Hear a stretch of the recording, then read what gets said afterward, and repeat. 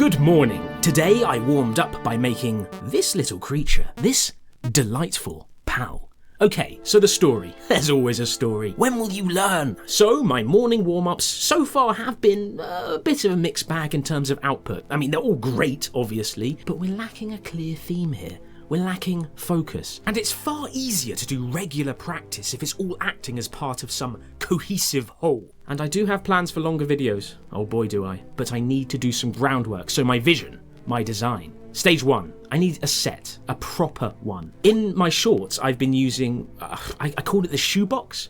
It was made very quickly and it looks garbage. My plan? Make my set a trinket shop, like the ones you see in like seaside towns. I've never been in one. I think they sell like old boots and things that smell weird. Who knows? But it's the right aesthetic. And this will be my headquarters where I can show off all of my curiosities to you, dear viewer, and do so with style and elegance. And, to quote a lovely young woman who was commenting on my bearing, the slightly manic optimism of a used car salesman. She was smiling when she said this, so I'm gonna assume it was a compliment, but I mean, I do see myself more as inconvenienced royalty than I do salesperson. Ugh, grubby. But I can't yet control how other people see me, and to misquote the great stomach philosopher Zendikar, you gotta roll with it, mate. If I am seen as a salesman, I must become it to the max. So right now, we're in phase 1, the most exciting phase, until phase 2 comes, obviously. Am I a one-man Disney's Marvel's The Avengers? I don't like to toot my own horn, but yes, I am. If I am to make this shop, I need shelves, and if I am to have shelves, I need to stock them with objects of fascination, which is why I was making a goober. I was making a guy. No real vision, no reference, because in the Cool Dom channel, we consider such things to be beneath us. I thought he'd go great on the shelf, but he has these big oogly eyes that looked as though they followed you around the viewport. But my thinking was, well, what if they actually did? Now that's a curiosity. That will bring in the customers. Then I had a thought. I know another one. I really must stop. But it's one I have often, which is that I don't like to animate. Ever. And why should I? You see, we've got this whole software supermarché full of things that will enable me to be lazy. And as the old saying goes, why do something quickly, by hand, when you can spend 10 times as long automating it? Enter the damped track. Long-time sponsor of the channel. And with the magic of laziness, I soon had him looking at anything I wanted. The scariest picture in the world? A photograph of former Prime Minister John Major? He must look!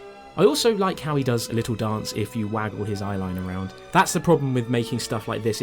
Productivity often takes quite a big hit when I can make weird little gremlins do dances. We all have our crosses to bear. This is mine.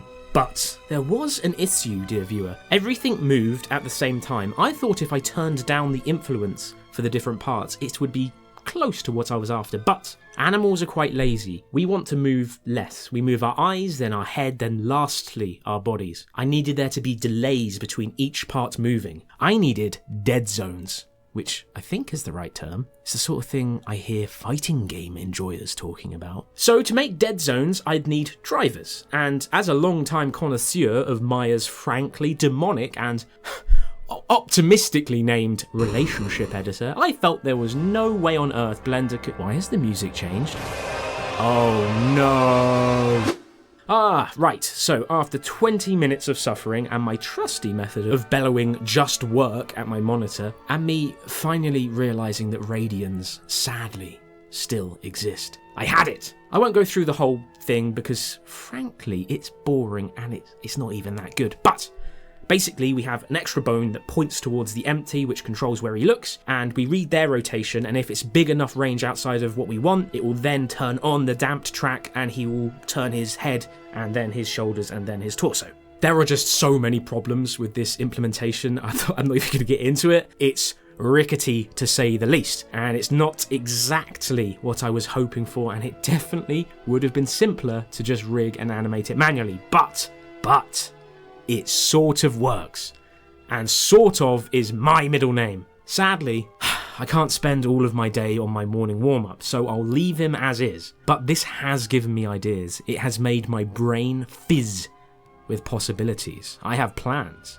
And you may be thinking, dear viewer, do these plans involve putting all of my spare time into a big pile and lighting it on fire? How dare you? Who let you in here? Who are you? And yes, they do. So there we have it. This morning I made The Watcher and wrestled with drivers. It's going to be a great day.